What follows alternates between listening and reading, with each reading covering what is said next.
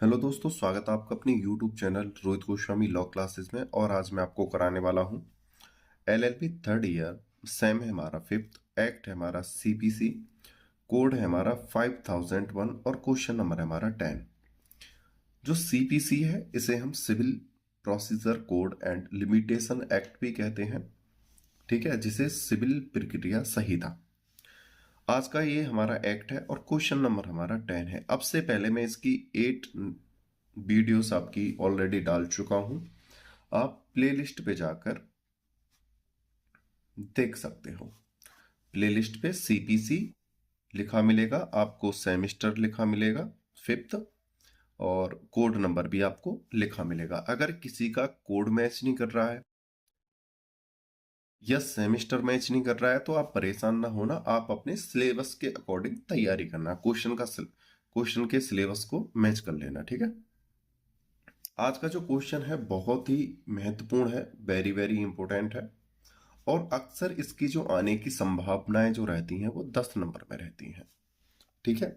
तो अब हम इस क्वेश्चन को देखते हैं। क्वेश्चन में चलने से पहले एक छोटी सी इंफॉर्मेशन है। अगर किसी स्टूडेंट को हमारे पीडीएफ नोट्स चाहिए, वो हमारे दिए हुए नंबर पे व्हाट्सअप एसएमएस करके, ओनली व्हाट्सअप एसएमएस करके हमसे पीडीएफ परचेज कर सकता है। आपके फिफ्थ सेमेस्टर की पीडीएफ रेडी है। क्वेश्चन नंबर है हमारा 10। चलते हैं।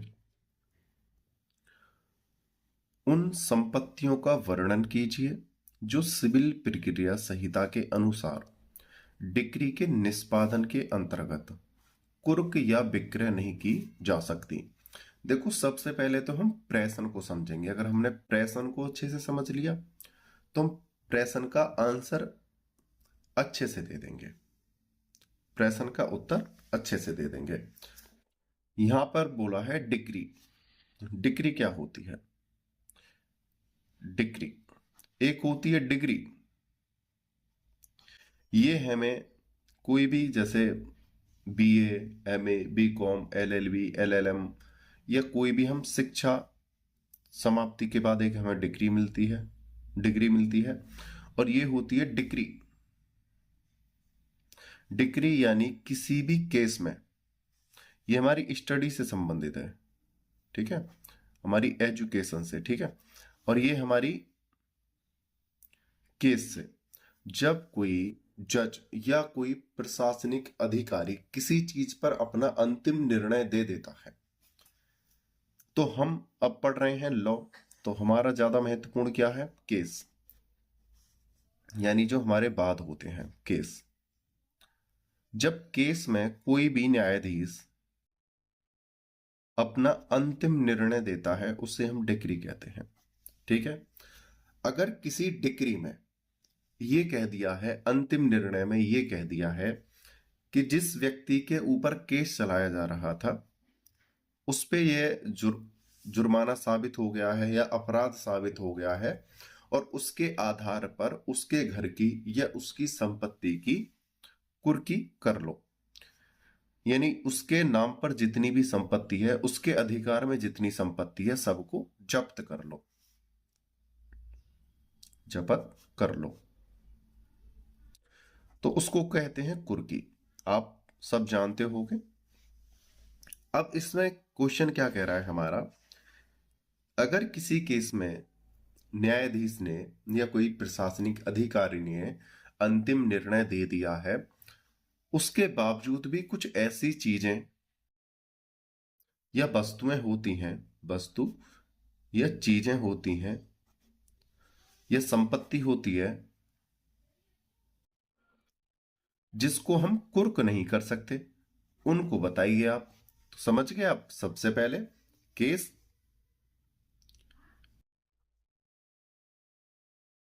केस में क्या है हमारा? डिक्री। डिक्री के बाद हमें क्या बताई गई है कि कुर्की करो, ठीक है। कुर्की के बाद बोला है कि हम कौन सी चीजों को कुर्क नहीं कर सकते हैं, वो चीजें बताओ, वस्तु या संपत्ति, ठीक है। संपत्ति में वो चल भी हो सकती है और अचल भी हो सकती है, दोनों ही हो सकती है। यहाँ पे कभी आपका एक क्वेश्चन अपने मन में उठे कि सर वो संपत्ति चल हो या अचल हो, दोनों में से कोई भी हो सकती है, ठीक है। कुर्क करने वाली भी और छोड़ने वाली भी दोनों ही हो सकती हैं, ठीक है। आगे चलते हैं।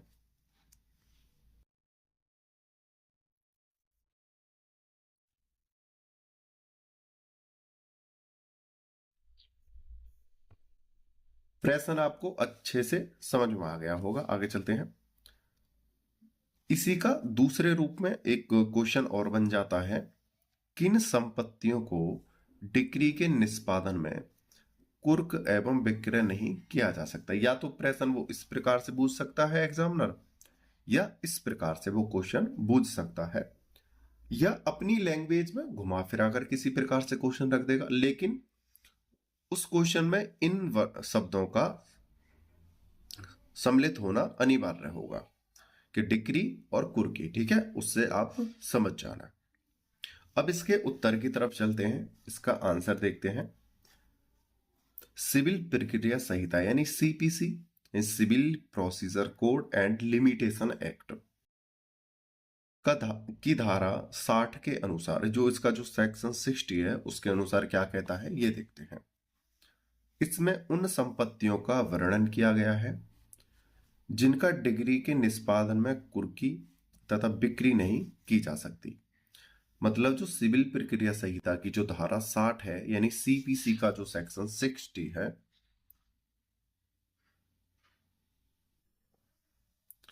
सेक्शन 60 किसका, सीपीसी का, ये कहता है कि किन वस्तुओं को जब्त नहीं किया जा सकता है, कुर्क नहीं किया जा सकता है, उन्हें छीना नहीं जा सकता है, ठीक है। मतलब छीनने का मतलब ये नहीं कि लूट डकैती हो रही है, लेकिन उससे लेना, मतलब समझने की भाषा में मैंने छीनना बोला है, ठीक है।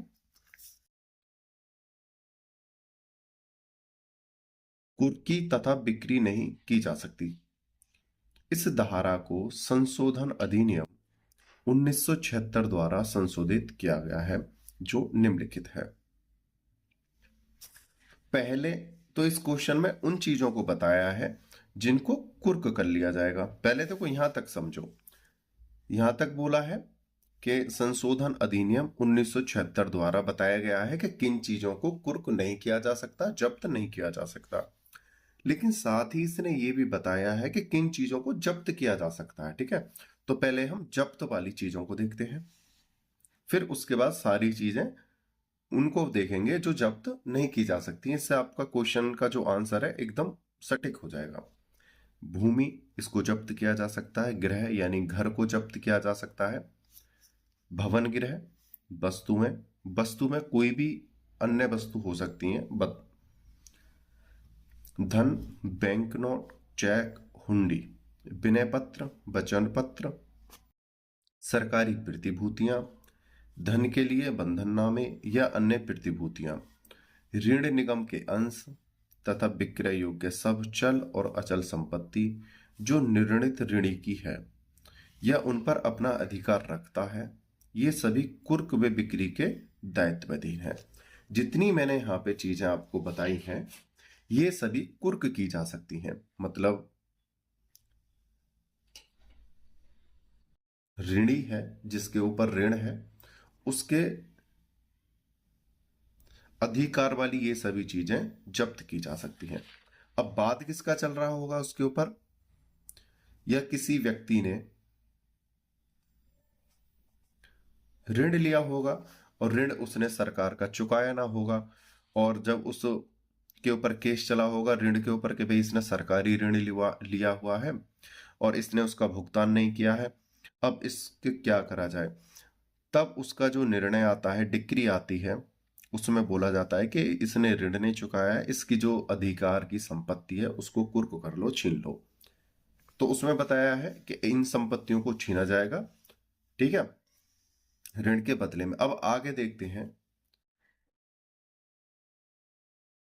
परंतु निम्नलिखित विशिष्ट वस्तुएं कुर्की और विक्रय के दायित्वाधीन नहीं होगी। अभी हमने क्या पढ़ा था कि ये सभी वस्तुएं कुर्क की जा सकती हैं, विक्रय की जा सकती हैं सरकार के द्वारा, डिक्री आने पर, निर्णय केस का आने पर। अब उन चीजों को देखते हैं जो विक्रय नहीं की जा सकती हैं। नंबर 1 क्या? निर्णित ऋणी, उसकी पत्नी, जो ऋणी है जिसके ऊपर केस चला है, वो व्यक्ति, उसकी पत्नी या उसके बच्चे के आवश्यक वस्तु, इसे वस्तु कर लेना, ठीक है।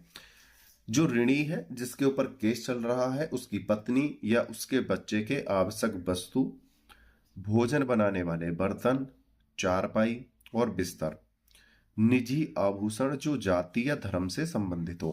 कुछ आभूषण या संपत्ति ऐसी होती हैं जो हमारे धर्म से संबंधित होती हैं या हमारी जाति से संबंधित होती हैं, जो हमारे बहुत ज्यादा महत्वपूर्ण होती हैं। उन चीजों को जब्त नहीं किया जाएगा। ना खाने बनाने की चीजें, ना पहनने ओढ़ने के कपड़े या बिस्तरों को जब्त नहीं किया जाएगा, ठीक है। आगे चलते हैं। ख पे है शिल्पी के औजार। अगर कोई ऋणी ऐसा है जो अपने निजी काम के द्वारा अपना जीवन यापन करता है और उसके कोई निजी औजार हैं, तो उन औजारों को नहीं लिया जाएगा। कृषि संबंधी उपकरण, अगर वो कृषि करता है और कृषि के उपकरण हैं तो उनको जब्त नहीं किया जाएगा। जानवर और बीज जो जीवन चलाने के लिए आवश्यक है। बीज दो प्रकार के होते हैं। एक तो होता है कि हम खरीद के लाए, अपने खेत में बोने वाले हैं, एक बीज वो होता है। और एक बीज बहुत ज्यादा मात्रा में हमारे पास रखा हुआ है, इसलिए कि हम उसका साल भर भरण पोषण अपने बच्चों के साथ कर सकते हैं।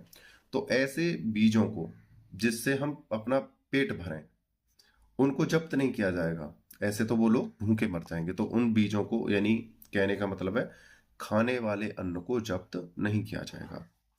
और राज्य सरकार द्वारा कुर्की या विक्रय से मुक्त की गई भूमि या भूमि पैदावार, और ना ही ऐसी भूमि या पैदावार को जब्त किया जाएगा जो राज्य सरकार द्वारा दी गई है, ठीक है, या मुक्त की गई है। आगे चलते हैं, देखते हैं। थर्ड नंबर पे यानी ग नंबर पर है लेखा संबंधी पुस्तकें वे वहियां।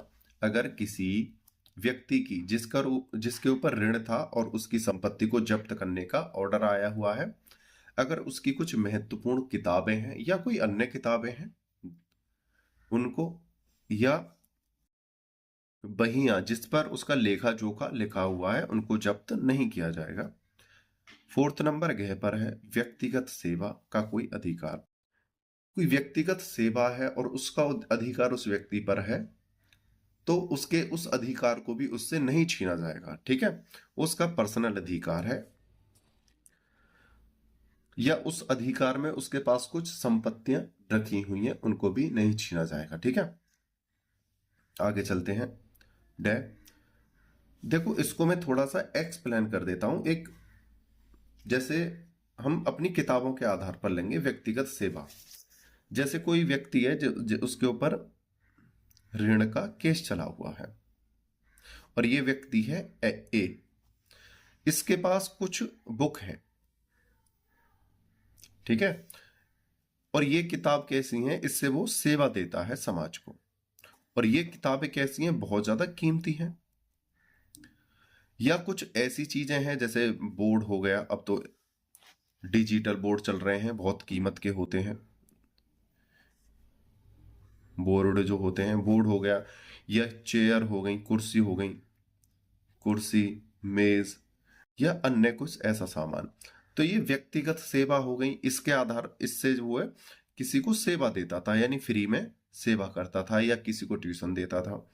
तो इन चीजों को भी कोई जब्त नहीं कर सकता। ये क्या है, व्यक्तिगत सेवा। इसमें देखो मैंने एग्जाम्पल के तौर पर ली है, इसमें बहुत सारी चीजें आप ऐड कर सकते हो और हो सकती हैं, ठीक है। फिफ्थ नंबर पर है अड़े वे वृत्तियां या पारितोषिक जो सरकारी अथवा स्थानीय प्राधिकरण अथवा किसी कर्मचारी पेंशन प्राप्तकर्ता को प्रदान की गई हो। यहां पर बोला गया है अगर कोई ऐसा धन है या ऐसा कोई इनाम है जो किसी सरकार द्वारा या उसे किसी अन्य प्रकार से प्राप्त हुआ है पेंशन के द्वारा या किसी अन्य लाभ के द्वारा, उनको भी जब्त नहीं किया जाएगा। पेंशन हो या कोई इनाम हो या किसी सेवानिवृत्त वेतन की निधि में से देय हो, जो कि केंद्रीय सरकार या राज्य सरकार द्वारा सरकारी गजट में इस निमित्त अधिसूचित किया हो, उसे राजनीतिक पेंशन है।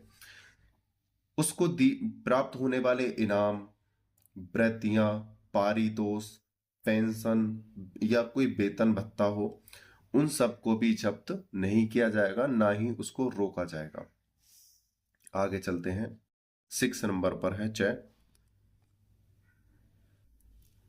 श्रमिकों और घरेलू नौकरों का परिश्रमिक या वेतन, चाहे वह धन अथवा वस्तु के किसी भी रूप में दे हो। देखो इसको और समझा देता हूं।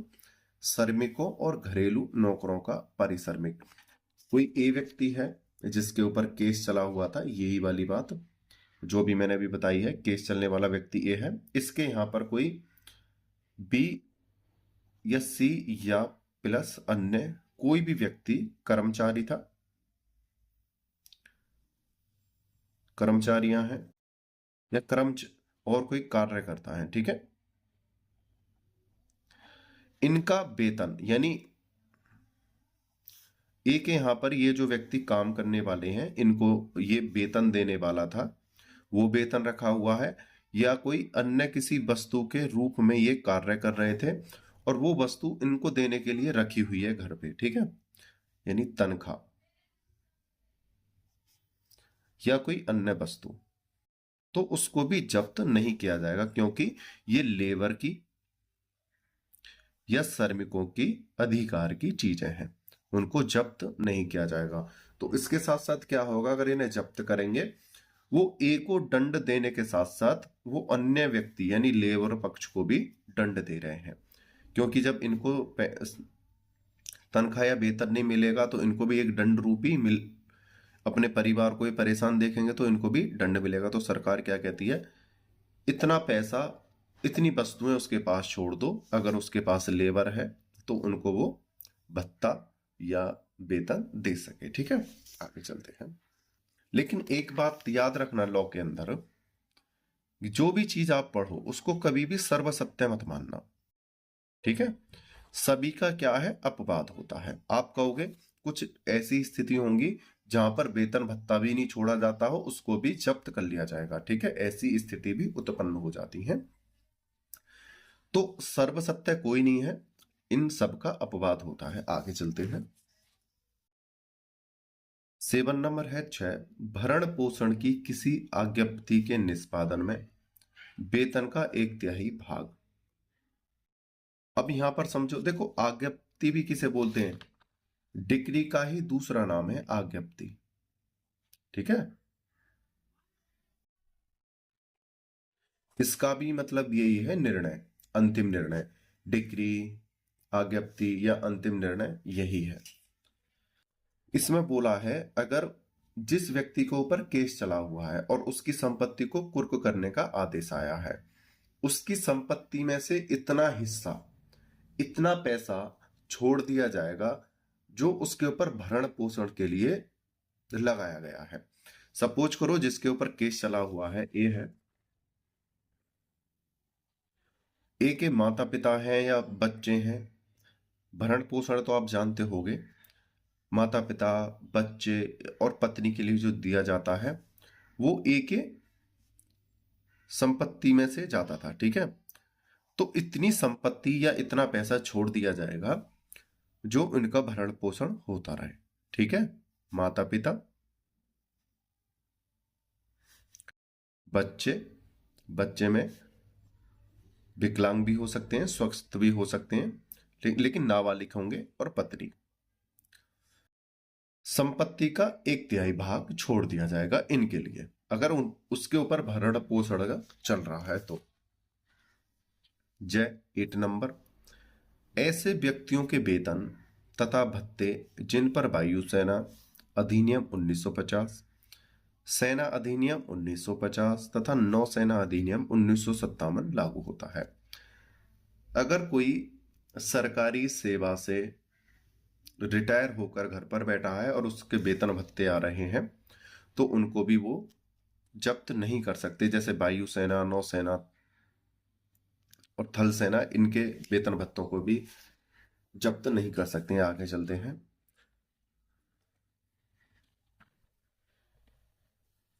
9 नंबर है जय, सभी प्रकार की बचतें तथा रकमें जो ऐसी निधि में प्राप्त की गई हैं जिस पर भविष्य निधि अधिनियम 1925 1961 लागू होता है, और जहां तक कि वे उस नियम द्वारा कुर की योग्य नहीं होने के लिए घोषित की गई हैं।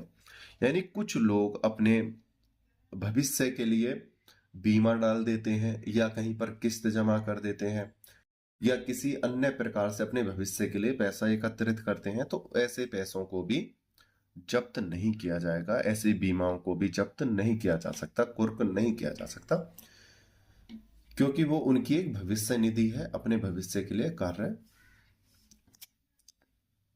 में संलग्न रहते हैं। तो ये कौन है? भविष्य निधि अधिनियम 1925 और 1961 के द्वारा उसको भी जब्त नहीं किया जा सकता। आगे जाते हैं। 10 भावी भरण पोषण का अधिकार, यानी भविष्य में जो उसे भरण पोषण देना है या अपना भरण पोषण प्राप्त करना है, उस अधिकार को भी जब्त नहीं किया जा सकता। 11 नंबर तय है, निर्णित ऋणी के जीवन बीमा पॉलिसी के अधीन संदेह सभी धन, यानी कोई पॉलिसी उसने करार रखी है, जैसा कि यहां पर भी अभी एक्सप्लेन किया है, तो उनको भी जब्त नहीं किया जा सकता। यदि कोई संपत्ति विधि के अनुसार अंतरण योग्य नहीं हो तो उसे कुर्क नहीं किया जा सकता। देखो यहां पर बोला है यदि कोई संपत्ति ऐसी है विधि के अनुसार जिसे अंतरण यानी एक दूसरे को नहीं दिया जा सकता, उसको कुर्क नहीं किया जा सकता। कुछ संपत्ति ऐसी होती हैं दिखने में हमारी होती हैं लेकिन वो हमारी नहीं होती हैं। सपोज करो ए है, ए ने कहीं पर दुकान कर रखी है और दुकान कैसी है? किराए पर। अब इसका कुर्की का आदेश आया कि इसके अधिकार की जितनी संपत्ति है उस सबको कुर्क कर लो। तो यहां पर जो ए के भाई किसके अधिकार में है दुकान? तो दुकान तो ए के अधिकार में है, तो कुर्क करने के लिए हम दुकान को थोड़ी कुर्क कर देंगे, क्योंकि ये जो दुकान है ये किसी अन्य की है, यानी बी पर्सन की है, तो हम यहां पर कुर्क नहीं कर सकते हैं। तो यहां पर बोला है यदि कोई संपत्ति विधि के अनुसार अंतरण योग्य नहीं हो तो उसे कुर्क नहीं किया जा सकता। पहले तो ये बोला है कि अंतरण योग्य नहीं है उसे कुर्क मत करो, जो किसी को दी नहीं जा सकती हो उसे हम नहीं ले सकते। कुछ संपत्ति ऐसी होती हैं जैसे अस्पताल होते हैं, अस्पताल, स्कूल,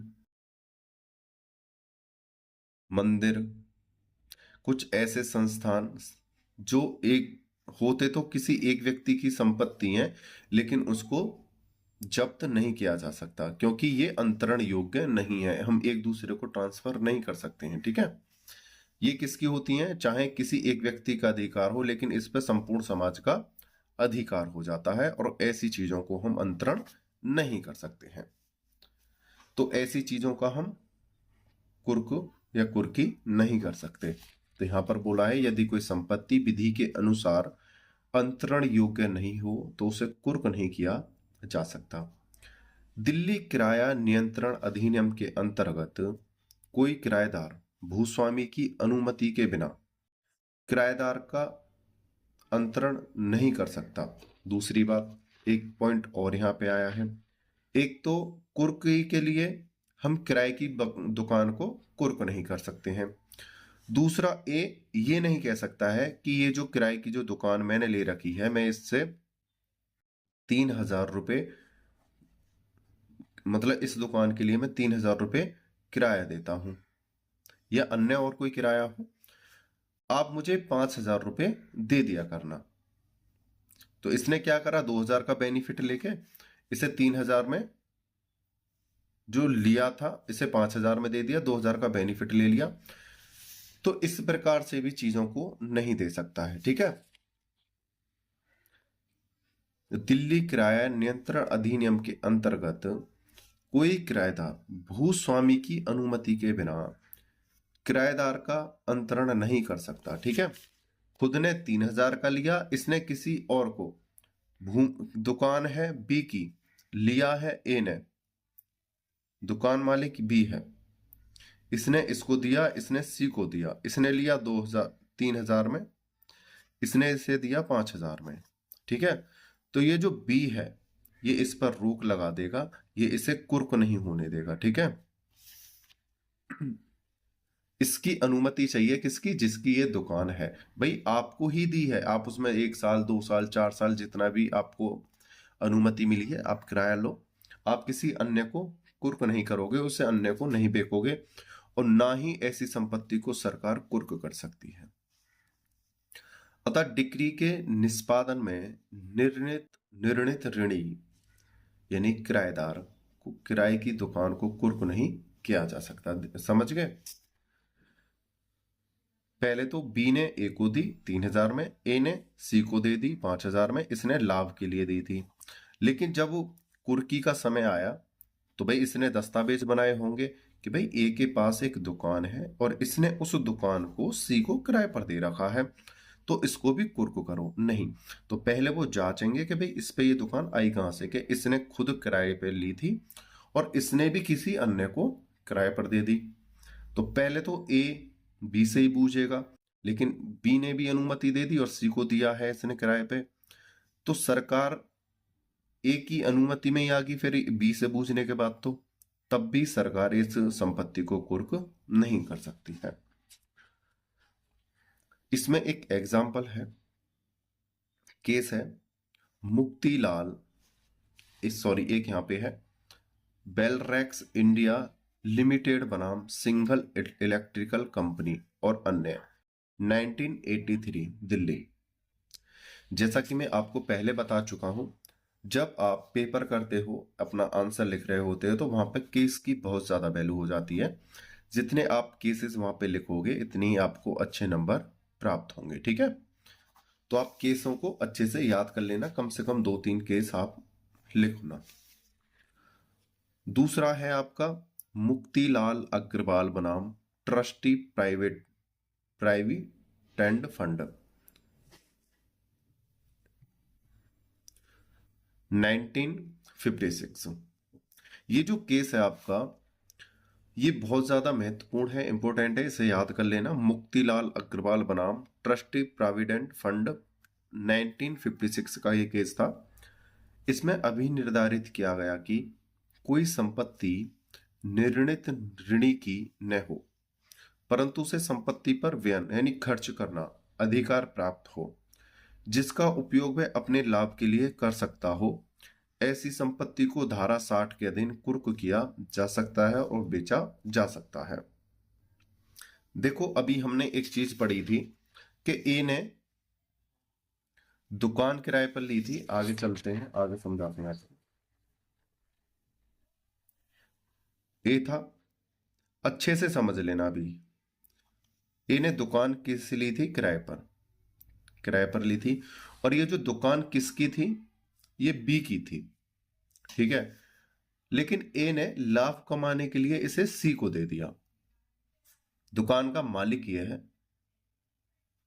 बी, इसने इसको किराए पर दी, इधर एरो बना दो ऐसे, इसने इसे किराए पर दी। ठीक है, इसने 3,000 में ली थी ए ने, इसने 5,000 में सी को दे दी। ठीक है, अब बात आती है इसके, भाई जब किराए पर हम कोई संपत्ति देते हैं तो उसके हम कागज बनाते हैं, दस्तावेज तैयार करते हैं। जब ये ए व्यक्ति पर केस चला, यानी ये सरकार का ऋणी हो गया, इस पर केस चला और केस में डिक्री आई कि इसकी जितनी भी अधिकार की संपत्ति है उस सभी को जब्त कर लो। ठीक है, तो जब पता चला कि इसके पास एक दुकान के कागज हैं, इसने किसी को किराए पर दे रखी है, और जब छानबीन करी पता चला कि ये दुकान इसकी नहीं है, इसने खुद पहले किराए पर ली थी, उसके बाद इसने किसी और को किराए पर दे दी है, तो ऐसी संपत्ति को जब्त नहीं किया जाएगा। ठीक है, ये बात आ गई समझ में। लेकिन दूसरी चीज यहां पर है, ए है, ए ने कोई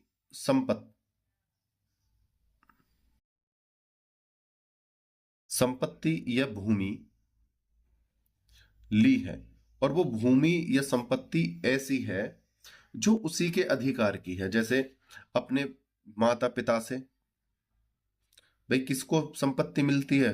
पुत्र को मिलती है, ठीक है।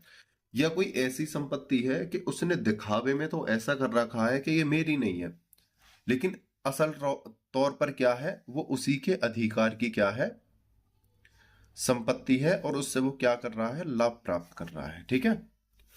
देखो इनमें अंतर है, इसने किसी और की दुकान को लिया था, उसको जब्त नहीं कर सकती सरकार, लेकिन कुछ संपत्ति ऐसी है कि दिखावे के तौर पर ये क्या कर रहा है, ये कि मेरी नहीं है, मेरे मम्मी पापा की है, मेरे भाई के हिस्से की है, या मैंने इसको अन्य से वैसे कुछ साल के लिए किराए पर लिया हुआ है, ऐसे नहीं, झूठ बोल रहा है। तो ऐसी संपत्ति को जिसे वो छुपाना चाह रहा है, उसको क्या करा जाएगा, जब्त किया जाएगा, कुर्क किया जाएगा, ठीक है। यहां पर यही चीज बोली है।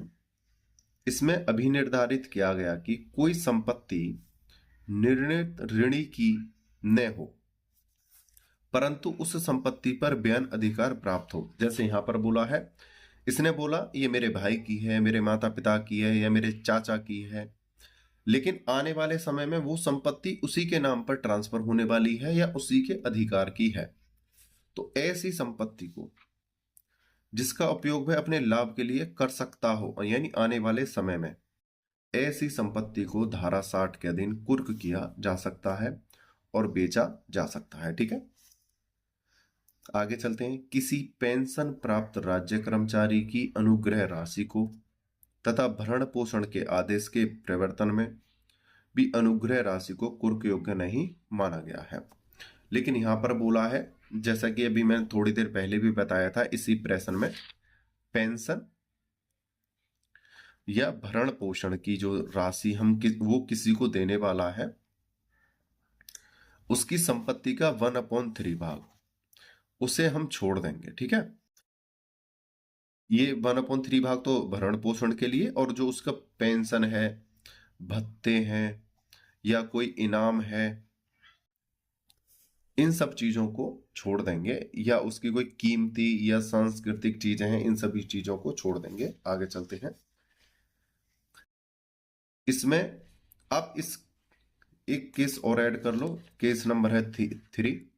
श्रीमती रंग अम्मा और अन्य बनाम CS अप्पाजी, मूर्ति और अन्य, 1989, कर्नाटक। देखो अन्य का मतलब क्या होता है, देखो यहां पर भी अन्य है, श्रीमती रंगम्मा और अन्य बनाम CS अप्पाजी, मूर्ति और अन्य। अन्य का नाम होता है कि इस पार्टी में श्रीमती रंगम्मा के अलावा भी 2 व्यक्ति और, मतलब एक से अधिक व्यक्ति हैं, और दूसरी पार्टी में भी एक से अधिक व्यक्ति हैं, यानी वादी या प्रतिवादी में एक से अधिक व्यक्ति का नाम होता है।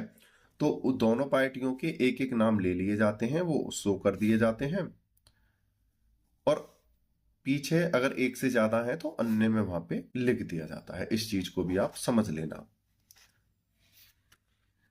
जैसे यहां पर भी एक से ज्यादा, यहाँ पे वादी एक से ज्यादा है, यहाँ पे प्रतिवादी एक से ज्यादा है, तो यहाँ पे एक एक का पहला पहला नाम ले लिया और पीछे अन्य लिख दिया कि इसमें और भी है, इसमें और भी है। ये 1989 का केस था।